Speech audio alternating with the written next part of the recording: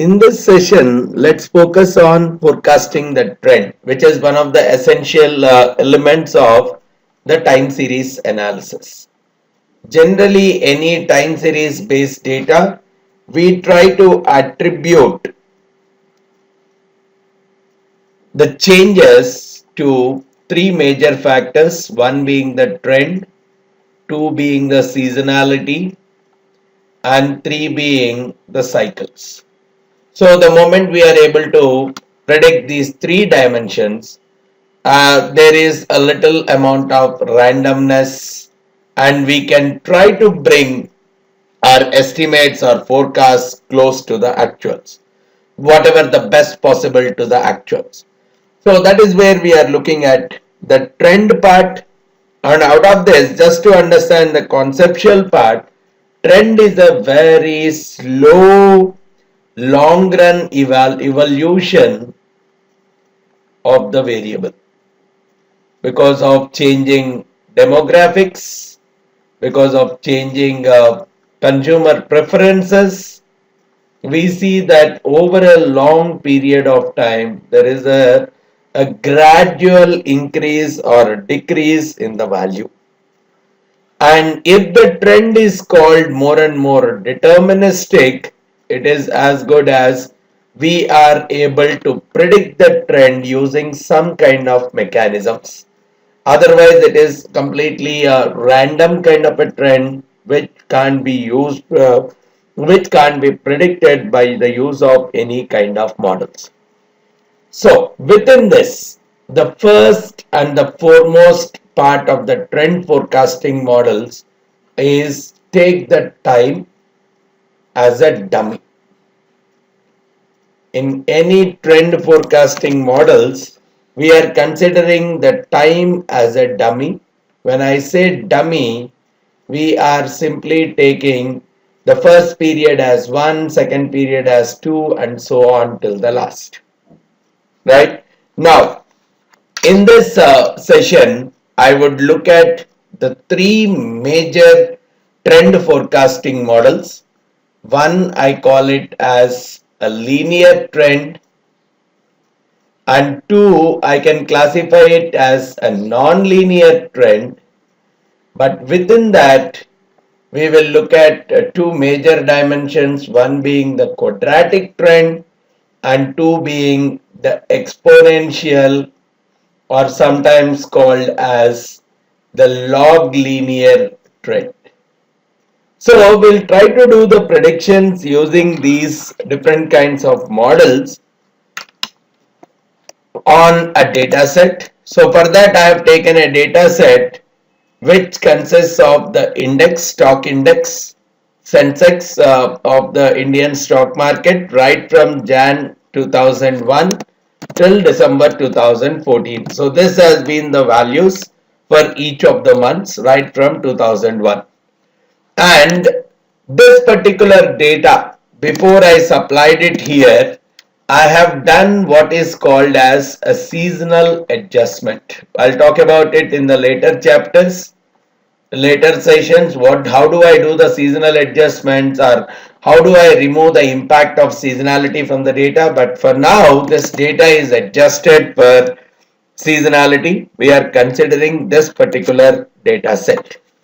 Now, on this particular data set, I want to do these three types of trend models. So for the linear trend, initially I'll take the time. As I said, I'll take the time, the first data as 1, then as 2, and slowly I'll take it till the last. I see that the last observation is 168. So in this, when I'm going with a linear trend model, all we are doing is we are doing a simple regression between this and this. This is taken as an independent dependent variable, and this is taken as the independent variable. So that's where we write in the linear trend model, we write it as y equal to a plus b times the time. Right? So it's a kind of a linear regression. plus some kind of error. It's a simple linear regression model that is existing between the Sensex at time t expressed in this particular form. So we can express a linear regression form. Okay, let me run the quick linear regression on the top of this. So I'll choose this solver wherein I'm looking at I'm going into data analysis, going for regression, wherein I'm considering that my dependent variable is this one and my independent variable, which is taken as a serial number, is going to be this. The first set contains the labels, and I would also go for a plotting of the residuals to observe how it is coming out. And from that perspective, okay, I'll take the output range also in the same sheet. Probably I'll try to compare it side by side. Okay, here I think something went wrong. Okay, the independent variable is this one. The output range, I'll try to point it somewhere here. And when I run it, this is what is the summary that I am getting. Alright, so this is what is coming out, and as an equation I can write it as the Sensex at time t is equal to Sensex at time t is equal to the intercept 1464.008 plus 132.8952 multiplied by the time t. So within this is called as the intercept, which talks about the Sensex at time period 0, the value of Sensex at time period 0, and this talks about the slope, at what rate the Sensex is increasing on an average per month.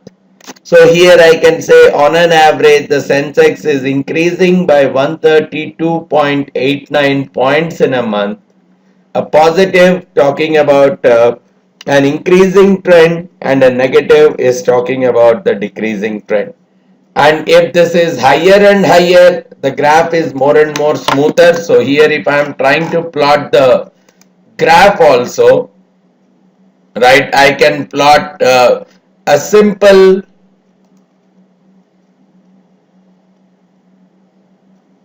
line chart,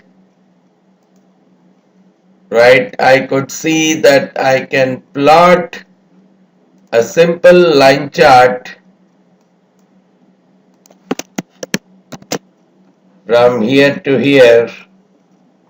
All right, this is the kind of line chart that is coming, and on the top of this I can very well go with a trend line. And what I can get is I can go with a trend line, a linear trend line, which can also talk about my equation on the chart. Now you see this equation is more or less matching whatever the equation we have got through this. Y equal to 132.9x plus 1464. This is a straight line that is coming in the process, right? So this is the straight line, and this is what we are calling as the linear trend line, linear trend. And this linear trend I can project it for the future for the forecasting purposes. So this 132 here indicates on an average every month the Sensex is increasing by 132. If it is negative, it indicates a fall, and because it is positive, it shows that there is a positive growth in the process, right? Now So this is what we are calling as a linear trend. And of course, a little bit more understanding on this. I'll use this equation to do the prediction. Okay, I'll do the predicted value using this equation, which gives me 1464 plus slope times the time. Okay, so this is what is the predicted value here, and overall resulting in a few more computations. If I want to do, I'll take it as error, where I'll take actuals minus the predicted. I'll take it as the error in this case, so here it's working out to be this much, and I'll call it error squared, wherein I'll take the square of this error, right? And okay, I've taken the error squared to remove the impact of the negative and the positive. Now if I sum up all these errors, squared errors, I got 905 million 805,637. If you look at it here, the residual error comes exactly to be that same. Probably let me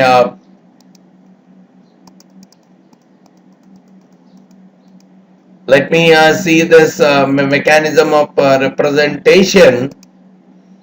I see it works out to 905,805,637. Let me try. 905,805,637. So the residual sum of squares that is being represented here is exactly the error that comes when you are doing the projection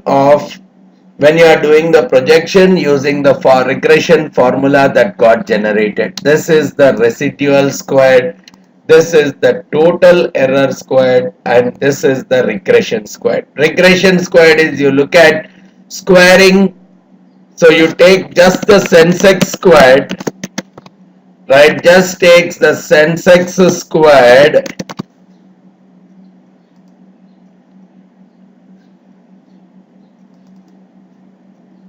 or better take the Sensex value minus the average value, the average of the Sensex.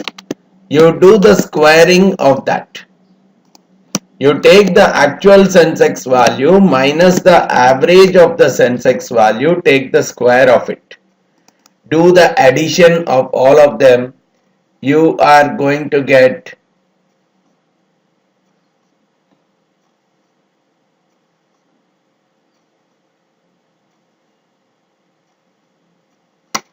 you are going to get 7884, which is the same as the total sum of squares here. You look at the Sensex squared, which will give you the total sum of squares. Similarly, you take the predicted squared. You take in terms of the predicted also, you do the same. Predicted value, you subtract the average of the predicted value and do the square. And after that, when you are doing the summation of that, you are clearly getting that this value is 1084.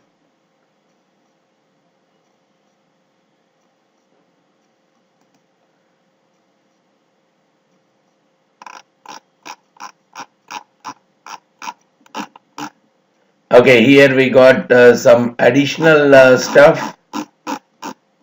Right, so it's better that I delete these numbers. I don't know why they got generated, so let me remove these. Now if you see the summation here, it is 697, which is coming out to be the regression squared. So the simple relationship that is coming out is the regression squared, which is shown here, is exactly you take the predicted values, subtract the average, and then do the square, which is like sum of deviations from the mean squared. So it's a total variation in the data from the average, coming out to be this. Do the same exercise for the actual data and also look at the residuals. So these are the three things that are being looked at. And when you divide this regression sum of squares by the total sum of squares, that is what you are ending up with the R squared. So 88.51% of variation in the original data is taken care by the regression, and the remaining 11.5% is unexplained variation, which is not taken care by your regression equation. That's a very common way of expressing the same. So this is one, and this is being the equation associated with it. And look at the residuals now. Let's do a plot of the residuals. Let me take all the different residuals and simply try plotting a kind of linear. Okay, initially there is some kind of a fall. After that it is going up and up, then again falling down, then again up. Some kind of a patterns are observed in terms of the residuals, which we'll try to handle it slightly later. Some kind of seasonal variation is, or some kind of a pattern is observed in terms of the residual. They are not fully random, but they should be random for us, but they are not looking like random. It is observed that some kind of a pattern is existing in terms of the residual. So we have to really observe if such kind of patterns are there, and if possible we'll try to utilize that kind of knowledge for doing the predictions at a future point in time as well, right? So this is how we bring in the linear trend. We try to observe the relationships of the linear trend through this kind of an approach. Now the same thing I can very well bring it using the various non-linear trends also. After that we'll start examining which of them are better, but let's try doing the projection of the non-linear trend as well. Okay, so this data is very much required. In the non-linear, I'll start with the quadratic trend. So for the quadratic trend, I need one more variable, which is the time squared. So what I'll do is I'll square the time. So these two become my two different variables. Now again, I'll do the simple regression itself. Now we know that this regression goes with the mechanism of ordinary least squares method. We are looking at that particular mechanism where the squares of the errors are the least possible. Now again, running the regression mechanism even for this data, right? I'm running the regression mechanism. Yes, this is my dependent variable, but we have two independent variables now, not just one. So going with this,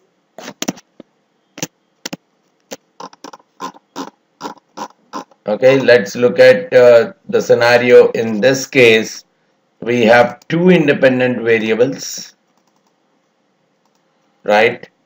And look at the equation now. The equation will become 1025. Now the predicted value is coming like this using the quadratic model. The regression equation comes out as y equal to 1025.301 plus 148.3789 times the time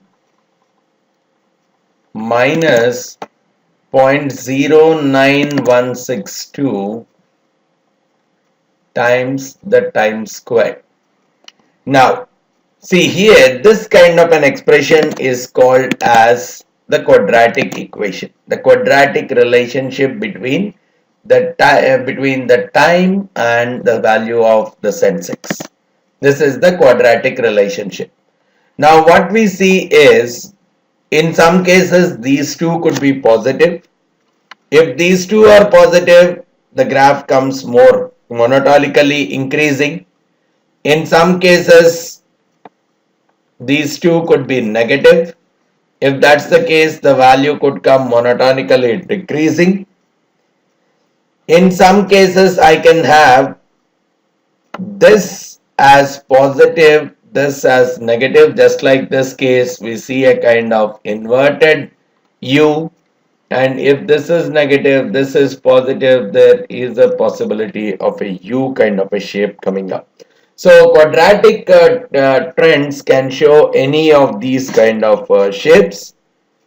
And now for our data, it is slightly reflecting the inverted U kind of a shape because it is showing some value for squared. It is showing a negative value, and here it is showing a kind of a positive.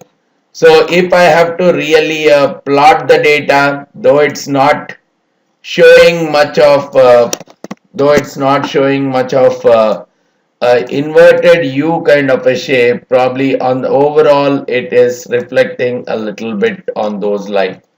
So now if I have to go for the quadratic trend forecast,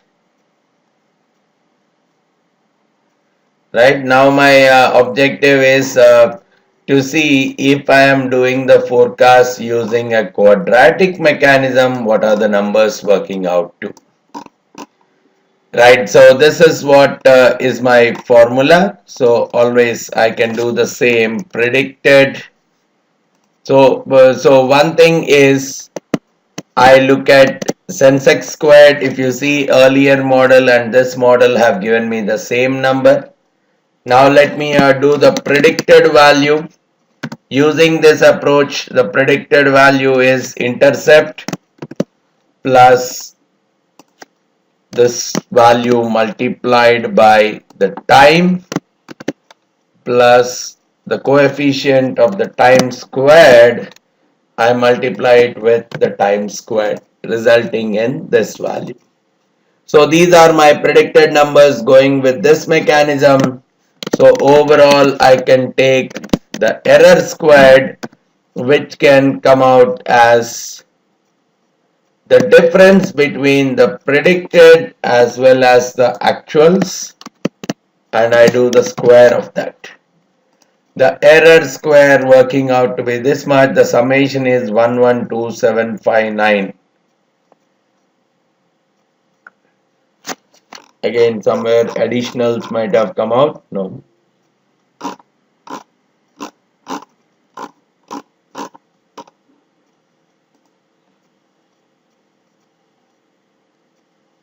Okay. Oh, I am raising this to the power of square. No, this has to be multiplied. Okay. So yeah, now I could see the summation of the error working out to 899,565, which is working out here. And the predicted also will give me the regression squared, and overall if you see the R squared is nothing but 698 divided by 788, resulting in 0.8859. So this is what is coming out as the R squared. So 88.59% of the variance is overall explainable, whereas the remaining 11.41% is unexplained. Whereas in this case, 88.51 is the explained. Here 88.59 is the explained variant.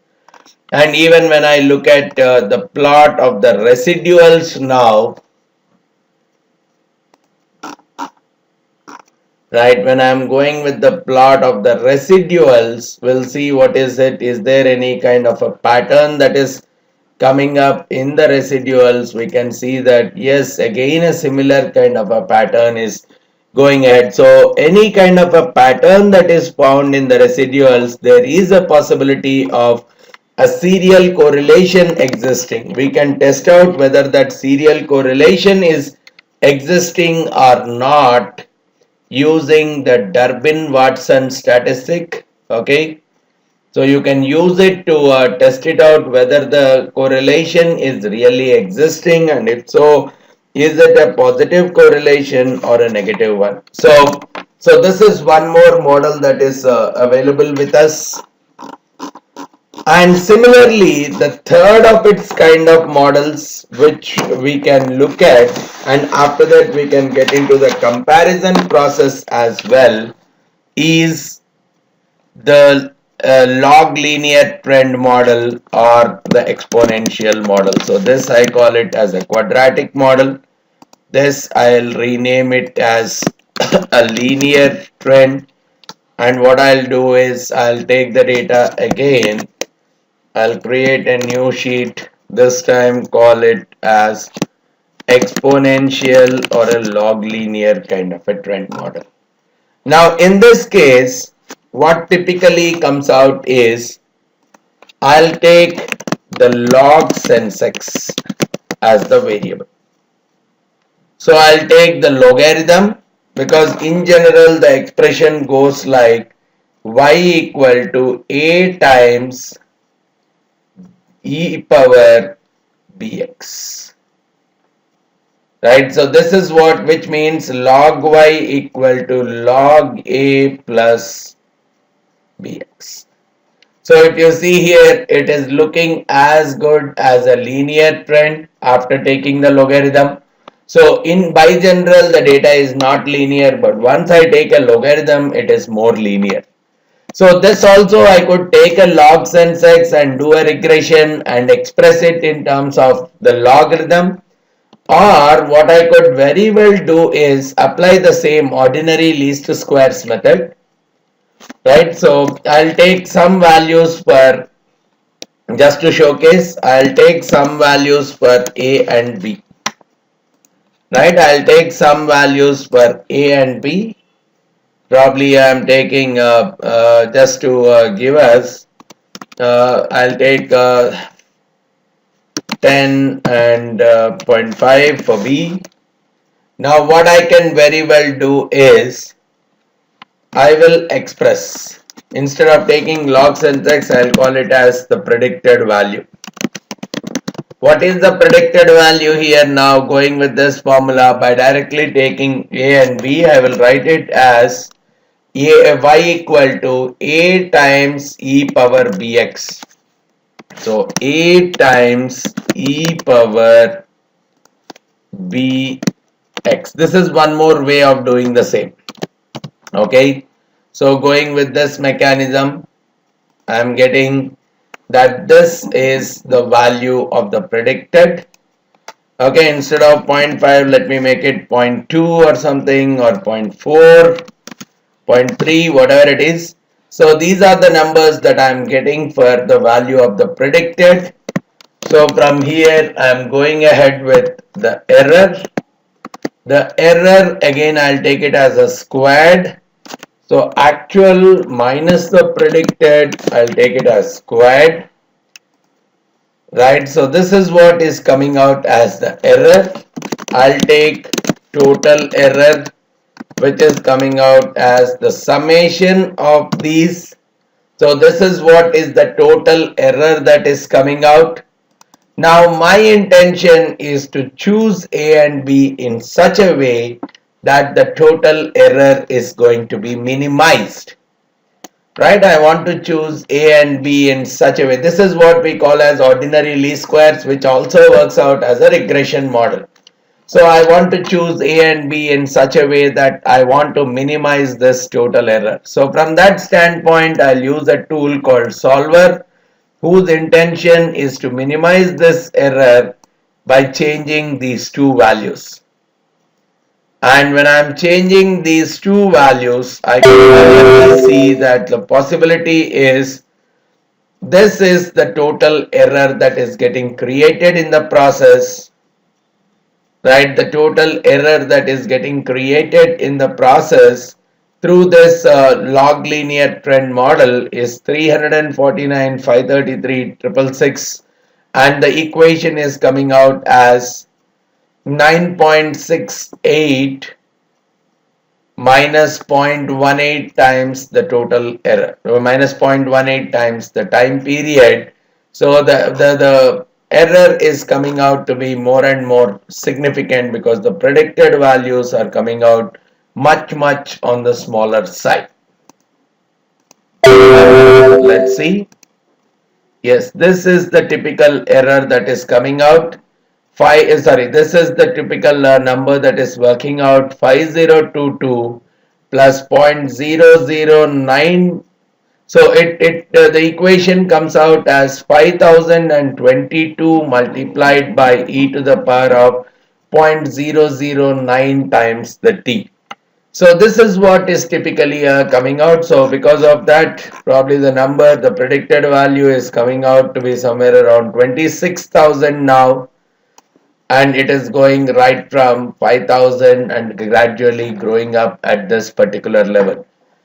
So this is what is coming out as a part of the exponential forecast or a log linear trend forecast. So these three models that are being shown, we can plot the graphs associated with each of them, see how they are coming closer. So three in comparison. So in this case, if I'm using the comparison, or probably in this case, if I directly have to use, see, this is the predicted value, this is the error. Now the total error is this much, and I know that the predicted squared, sum of squares, regression sum of squares, I could very well take it as, so I can take the sum of squares here. So predicted squared, if I'm taking, it's as good as I'm taking the predicted value minus the average of the predicted values. I'm doing a squaring of it, resulting in this much. So the total regression sum of squares is coming out to be the summation of all these working out to this much number, and also the total sum of squares, which will definitely work out to the summation of these two, which should be the same as earlier. It is working out to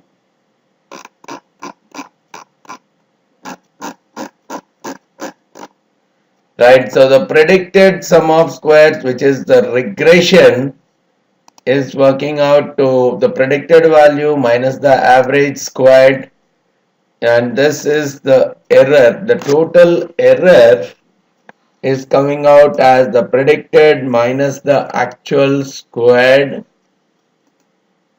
whereas the Sensex, the total Sensex squared, when I'm taking, it should come out as the individual value of the Sensex minus the average. Okay, here here the predicted sum of squares is coming out to be this much. The error sum of squares is coming out to be this much. And yes, when I am doing the regression, the predicted part is this, actuals is this, and the error part is this. So the error part is coming out to be this much, which is resulting in the R squared using this process is coming out to be, the R squared using this process is coming out to be this number divided by this, which is around 0.82 itself, but it is much lesser compared to applying a linear trend model or even an quadratic trend model. This is much weaker compared to the other two. So now once we have plotted them, we have to really get into the computation or evaluation of which of these three is better. One way is the R squared itself could be a determinant factor, but of course we will see now that the R squared has its own package of limitations, which will prompt us to look out for other methods, which are one, either the adjusted R squared, one method, Then we also will look out for methods like Akaike selection criteria called as AIC, Akaike information criteria or Akaike selection criteria, or we also use another mechanism called Schwartz selection criteria or Schwartz information criteria, which is called as SIC. Sometimes this is also called as Bayesian information criteria, and that's the reason it has the name of BIC. So we'll look at how do we compute AIC and BIC, and I will also talk about how we make our decisions based on the AICs and BICs as well. All right.